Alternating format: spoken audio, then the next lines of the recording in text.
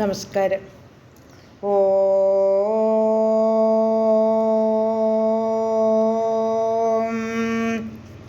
ഓ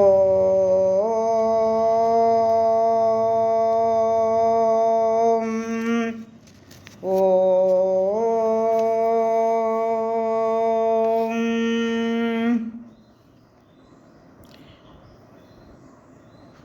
കുജയൻ രാമ രാമേതി മധുരം മധുരാക്ഷരം ആരുഹ്യ കവിതാശാഖാം വന്ദേ വാൽമീകി കോകിലം. രാമായ രാമഭദ്രായ രാമചന്ദ്രായ വേധസേ രഘുനാഥായ നാഥായ സീതായ പദയേ നമഃ. മനോജവം മാരുതതുല്യവേഗം ജിതേന്ദ്രിയം ബുദ്ധിമതാം വരിഷ്ഠം വാദാത്മജം വാനരയൂഥമുഖ്യം ശ്രീരാമദൂതം ശരണം പ്രപദ്യേ. ശ്രീമദ് വാൽമീകി രാമായണം അരണ്യകാണ്ഡം ചതുർദശ സർഗഃ. ഇപ്പോൾ ശ്രീരാമൻ ലക്ഷ്മണനോടും സീതയോടുമൊത്ത് പഞ്ചവടിയിൽ എത്തിയിരിക്കുകയാണ്. അങ്ങനെ പഞ്ചവടിക്ക് പോകുന്ന വഴിയിൽ ശ്രീരാമൻ അതിഭീമാകാരമായ ശരീരമുള്ളവനും വളരെ പരാക്രമിയുമായ ഒരു കഴുകപ്പക്ഷിയെ കണ്ടു. അവർ വിചാരിച്ചു ഈ പക്ഷി ഒരു രാക്ഷസനാണെന്ന്. അതുകൊണ്ട് ഭവാൻ ആരാണ് എന്ന് ചോദിച്ചു. അപ്പോൾ നല്ല മധുരമായ വാക്കുകളിലൂടെ അവരെ തൃപ്തിപ്പെടുത്താൻ എന്ന പോലെ വത്സ എന്നവരെ സംബോധന ചെയ്തുകൊണ്ട് ഞാൻ ഭവാന്റെ പിതാവിൻ്റെ മിത്രമാണ് എന്ന് പറയുന്നു. രാഘവൻ അത് കേട്ട് വളരെ സന്തോഷിച്ച് ആ പക്ഷിയെ പൂജിച്ചു. കുലമേതാണെന്നും പേരെന്തെന്നുമൊക്കെ വളരെ ബഹുമാനത്തോടെ അന്വേഷിക്കുകയും ചെയ്തു. അപ്പോൾ പക്ഷി രാമൻ്റെ ചോദ്യം കേട്ട് അദ്ദേഹത്തോട് എല്ലാ പ്രാണികളുടെയും ഉൽപ്പത്തിയെപ്പറ്റിയും സ്വന്തം കുലത്തെപ്പറ്റിയുമൊക്കെ വിവരിച്ച് പറഞ്ഞു. അങ്ങനെ ആ ഉൽപ്പത്തി കഥ ആദ്യം തൊട്ട് പറയുകയാണിപ്പോൾ പക്ഷി.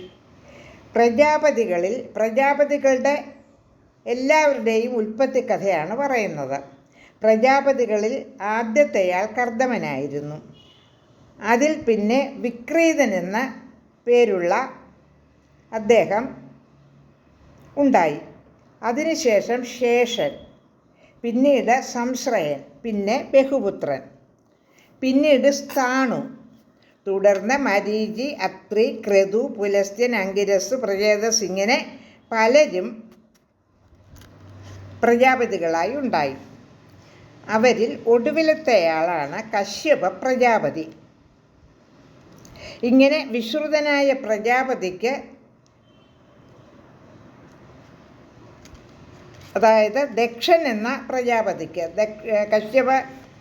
ദക്ഷൻ എന്ന് വിശ്രുതനായ പ്രജാപതിക്ക് 60 പെൺമക്കളുണ്ടായി. അവർ വളരെ യശസ്വിനിമാർ എന്നാണ് കേട്ടിരിക്കുന്നത്. ഇങ്ങനെയൊക്കെ പ്രജാപതികളുടെ പൂർവ്വകാലത്തെപ്പറ്റി പറയാൻ തുടങ്ങി. ആരൊക്കെയാണ് പ്രജാപതികളിൽ തുടർന്ന് ജനിച്ചതെന്നും അവരെ പറ്റിയുമൊക്കെ വിവരിക്കുന്നു. ഇനി 11-12 ശ്ലോകങ്ങൾ ചൊല്ലി അർത്ഥമൊന്ന് നോക്കാം. കശ്യപ പ്രതിജഗ്രാഹ താസാമഷ്ടൗ സുമധ്യമാഹ അതിഥിം ചൈവ ധനൂമപി ചകാളികാം താമ്രാം ക്രോധവശാം ചൈവ മനും ചാപ്യനലാമപി താസ്തു കന്യാസ്തദപ്രീത കശ്യപ പുനരബ്രവീത. 11-12 ശ്ലോകങ്ങളുടെ അർത്ഥം. അവരിൽ 8 പേരെ കശ്യപൻ പരിഗ്രഹിച്ചു. ഈ 60 പെൺമക്കളുണ്ടായതിൽ 8 പേരെ സുന്ദരിമാരായ അദിതി, ദിതി, ധനു, മനു, കാളിക, താമ്ര, ക്രോധവശ, അനല എന്ന 8 പേരെയാണ് വിവാഹം കഴിച്ചത്. കശ്യപൻ അവരെ നോക്കി ഇങ്ങനെ പറഞ്ഞു. ശ്ലോകം 13, 15, 14, 15. പുത്രാൻ സ്ത്രൈലോക്യഭർത്തॄൻ വൈ ജനയിഷ്യധമത്സമാൻ അതിഥി സ്തന്മനാ രാമ ദിദിച്ഛ ധനുരേവച. കാളികാ ച മഹാബാഹോ ശേഷാസ്ത്വമനസോ ഭവൻ അദിത്യാം ജജ്ജിരേ ദേവ സ്ത്രീസ്ത്രിംശതിരിം ദമാം ആദിത്യാ വസവോ രുദ്ര അശ്വിനൗ ച പരന്തപ ദിദിസ്ത്വ ജനയത് പുത്രാൻ ദൈത്യാംസ്താത യശസ്വിനഃ.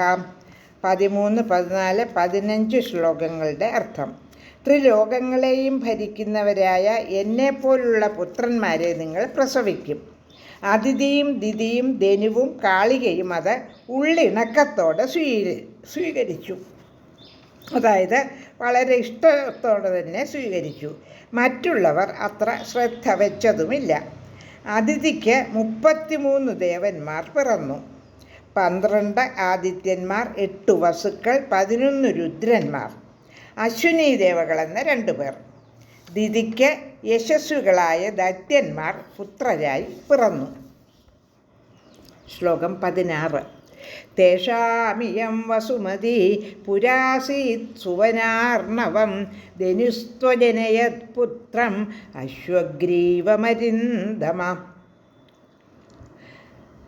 സവനാർണവനായ, അതായത് കാടുകളും സമുദ്രങ്ങളുമുള്ള ഈ വസുമതി, അതായത് ഭൂമി, ആദ്യം അവരുടേതായിരുന്നു. ശത്രുഞ്ജയ, ധനുവിന് അശ്വഗ്രീവൻ എന്ന പുത്രൻ പിറന്നു. ശ്ലോകം 17, 18.